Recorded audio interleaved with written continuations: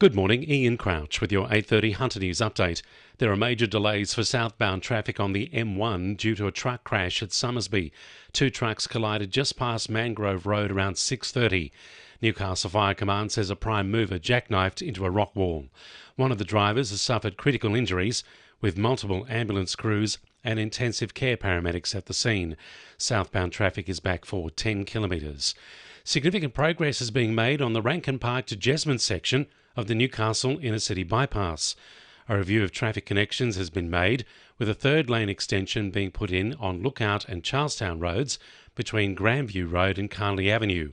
The advancement is aimed to improve traffic flow and reduce congestion at the southern end of the bypass. Project Director Shannon Drew says the project is on track to be open in the middle of the year.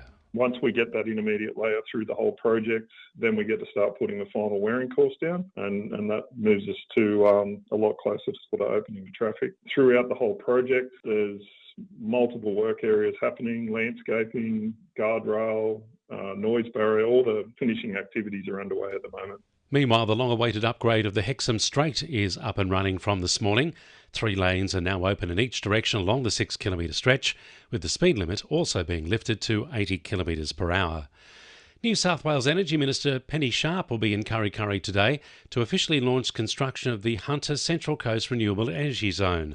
The project is the first of its kind in Australia and involves upgrading the transmission lines from the Upper Hunter to the Central Coast to carry renewable energy from a couple of hubs being built near Muswellbrook. It also involves the laying of 18 kilometres of fibre optic communication cable. The project is expected to be completed and at full capacity by 2028, generating 1.8 gigawatts of energy and storage capability.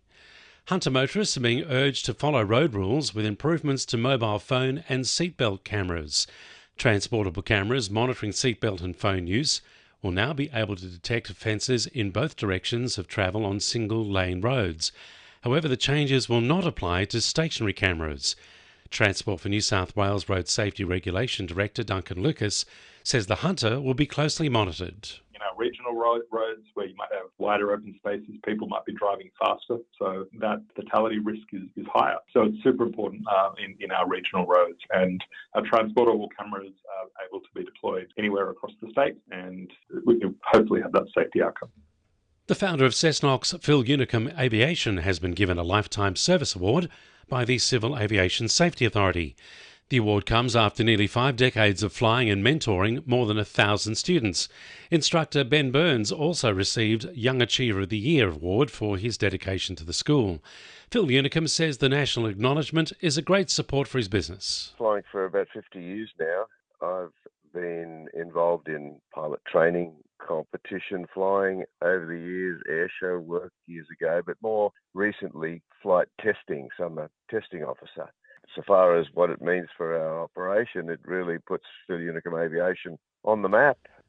And the Newcastle show officially kicks off today with 3 days of fun planned, including the BMX stunt show, camel rides, and of course the traditional show bags.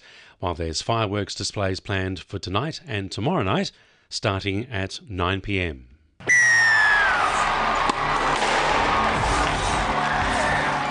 2NURFM Sport. Costa Grozos has been named to make his long-awaited return tomorrow night in the F3 Derby. The Jets captain has been out since round 13 with a calf injury suffered against the Wanderers. His return comes as the Jets look to extend their winning streak to 9 games. Newcastle football is facing backlash over a decision to withdraw from inter-district community competitions. Hunter and Macquarie football were advised of the withdrawal earlier this week, just 8 weeks out from the start of the 2026 season. From now on, community teams, which are a part of the Newcastle football, will only play against each other. Despite the withdrawal, Newcastle football remains committed to managing the Zone Football League. And Knights fans are hopeful for a Mitch Barnett return next season. The Warriors enforcer has been granted a release from the last year of his current deal, seeking a move closer to family in Taree. It's been reported the Broncos and Eels are showing early interest at this stage. And the winning numbers in Powerball are 6, 8, 12, 18, 25, 26 and 27, and the Powerball is 5. And now you're up to date with the latest 2NURFM Hunter News.